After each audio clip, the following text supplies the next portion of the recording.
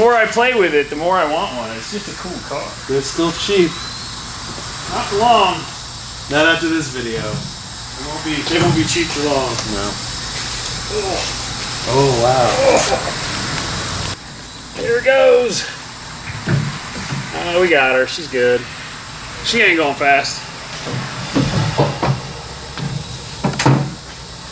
Make whoosh whoosh noises. Oh, a little bit more. There we go. Victory!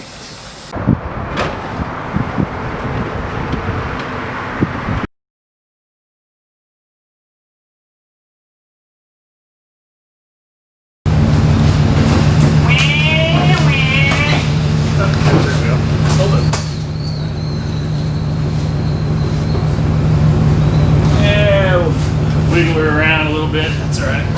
See if we can get it over this hump. Oh, nice. There we go.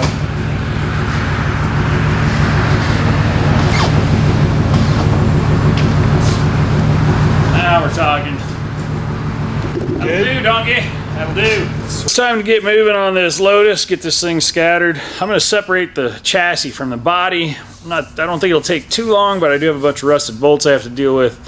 So we're going to try and pull some of the stuff off the front, get my radiator hoses, my heater hoses, my oil cooler lines, e-brake cables, transmission shift cables, and the electrical. 8 body to the chassis bolts, and then this thing will be on the ground. It should be really quick and easy. We'll see how it goes. This will be the first time I've ever worked on a Lotus, other than putting an exhaust on one of Tim's other Lotus vehicles. So I'm going to start by trying to remove these lower valances up front, get my radiator out, my cooling fans out. I have some support braces up here, and then we'll work our way to the back, figure out what we got to do, and get these things separated, because we got to get this bad boy to the paint shop.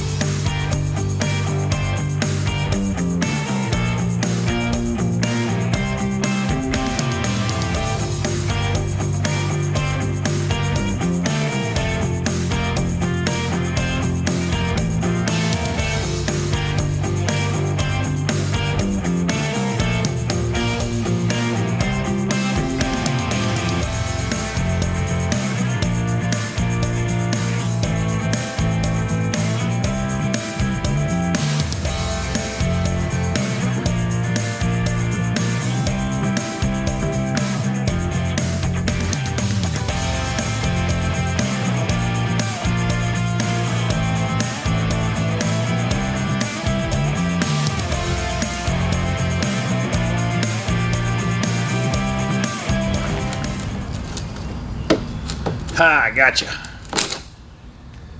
Whew. I think he has new ones of those in the parts pile.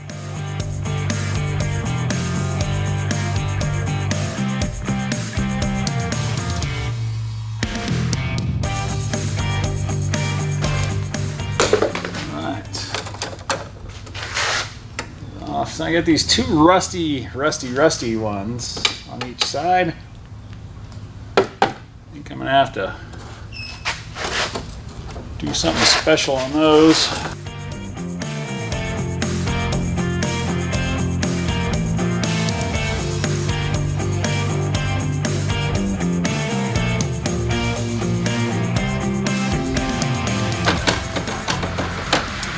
This lower air valance is shattered. Not horrible so far. Disgusting. Definitely getting my iron intake today. I'm gonna bet if I pull these 2 bolts out, this whole pan will come out.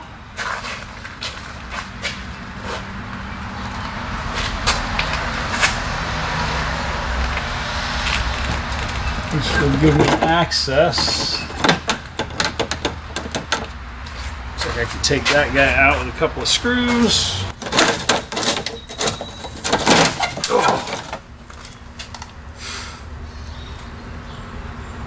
Bolt basically broke off. Oh, the nut that it was in broke off. Okay, well, we'll have that. Tim, this might have been a bad idea. Just saying. But not too bad. I only have about 15-20 minutes in this so far. I got my brackets off. I'm ready to drop my radiator out as soon as I disconnect it. So let's get it drained. Oh, there it goes.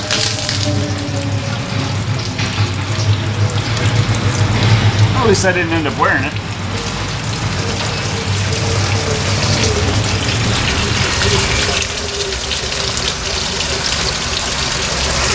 Can't see nothing under here.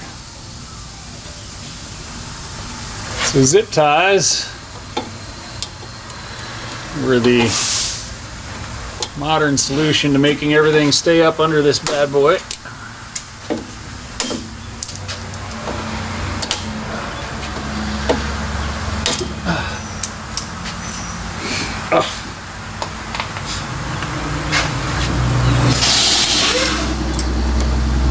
Park brake cables, already got my AC lines off. There was no charge in it. Lucky for me. AC lines are actually AN fittings.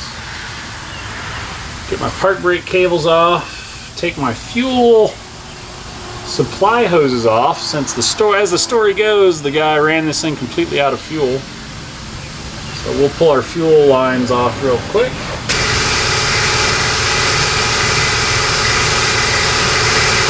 Those are dry. They are definitely, there was definitely no fuel in this thing for a long time. Those are power steering lines. They can stay attached all the way up to the front except for the power steering cooler if there is one. Go ahead and get my park brake cables off, and then I have to get my shift cables off.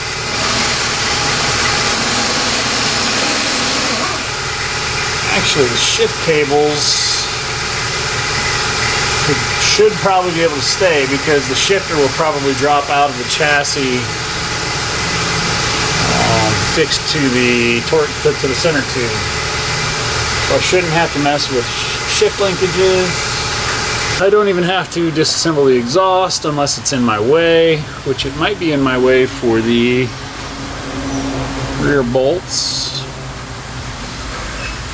And I gotta dig a little deeper on the inside to find access to my center body bolts. They are all up in there. And again, they are not trapped. At least they don't appear to be. Those are in a really bad spot, actually. This thing really does have a very simple design as far as getting the body off of the car. Ah, those are ground straps that go to the fuel tanks. So there's a ground strap on each side of the car that goes to the fuel cells to make sure we don't have any sparkies. Let's keep going.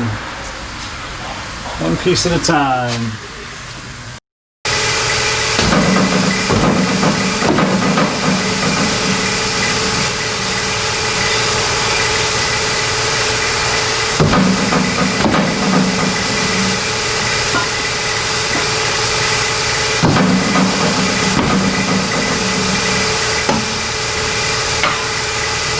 Wait.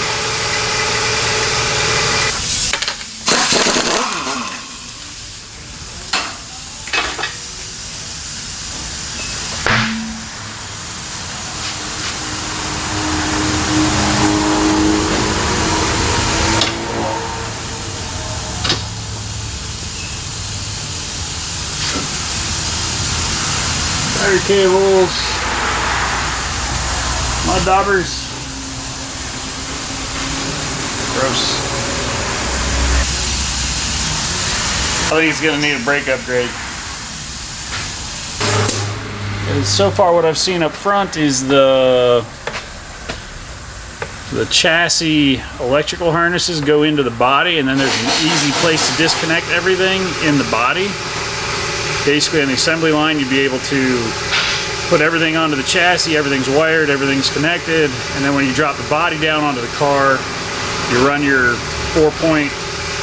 your electrical harnesses up through the four corners and then plug them into the body, plug in your battery cables, your hoses, and that seems to be the gist of it. It's pretty simple assembly and disassembly.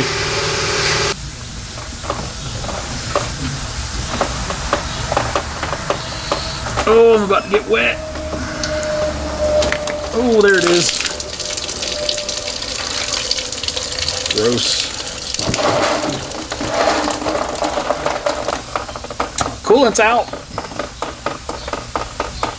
Take off my AC lines. That one's gonna be a little sketchy.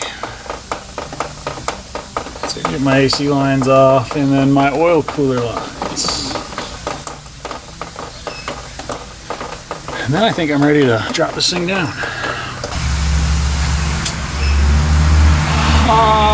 The window motors look like Firebird units. That may not be too big of a deal. This guy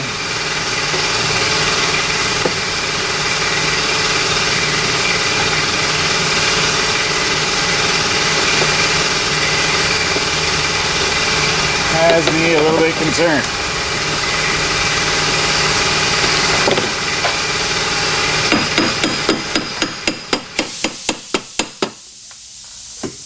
And that's a problem. I guess I'm gonna heat it up, because if I destroy the part, it's got to be replaced either way. And if I get a chance to show you the AC line that connects this condenser to the condenser on the other side, because the AC comes into this little condenser here, and then it goes up and through the front storage compartment, and then it goes down into the other little condenser on the other side. And those connections on top were completely submerged in water for a really long time. They're really bad. So more than likely these little condensers are going to have to be replaced. I'm going to warm those up and see if I can get them to break loose.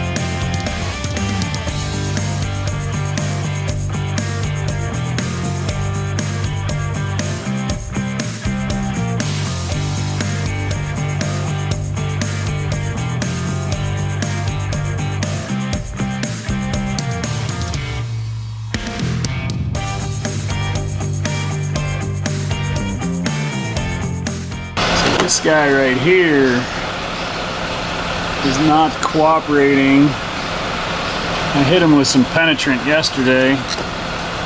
Let's see if it'll come out.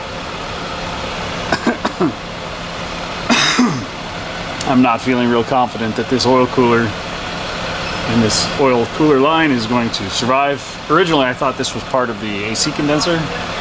The AC condenser lines actually run all the way down the side of the car. They come out in the nose and the AC condenser's in front of the radiator. This is actually half of the oil cooler. The other half of the oil cooler is on the other side. And it's got a line that connects the two through the front boot. So, the frunk. Let's grab a wrench. Well, since I don't own a 30mm wrench, I'm gonna have to use a tool that I hate. The old Adjustomatic. That way I can round it off like a true professional.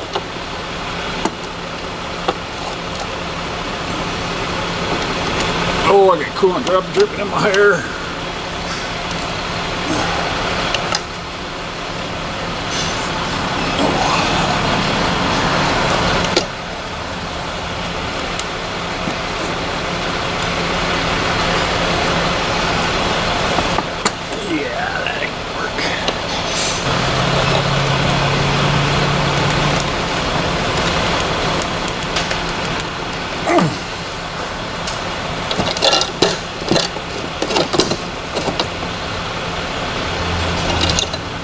This is not gonna end well.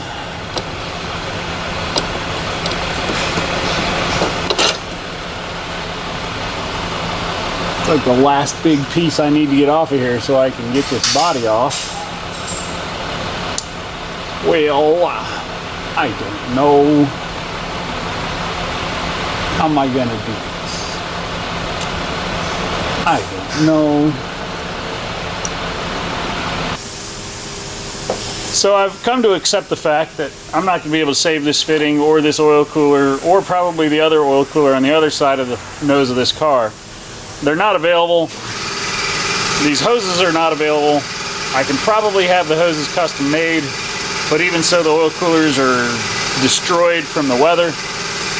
And I got to get this frame out of this car. So it's time to get this frame out of this car. That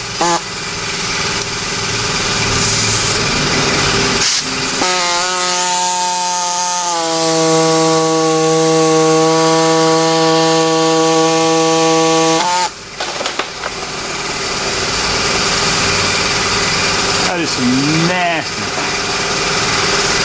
freaking oil. But now I'm disconnected.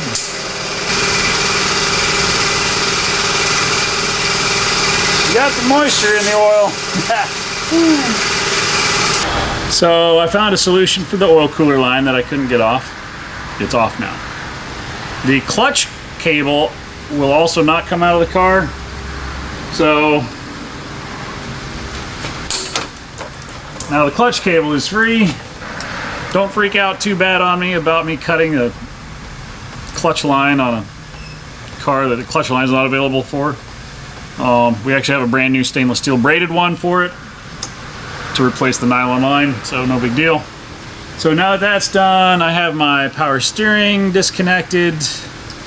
It's time to pull 10 bolts out of this car, which are a pain in the rumpski because they're bolts that are not trapped, that go to nylock nuts that are also not trapped.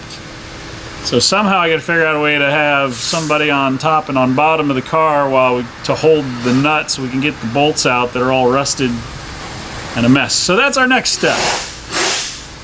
Worst case scenario, I'll cut them off. Hopefully it won't come to that. We're gonna wrap this video up here. Rich has gotten most of the mechanical components disconnected and sorted it out. As you can see, the oil coolers that sit on either side were a gigantic pain in the neck. Being that they are irreplaceable pieces, that they're not replicated, it was also one of those things where we had to be very, very careful about it.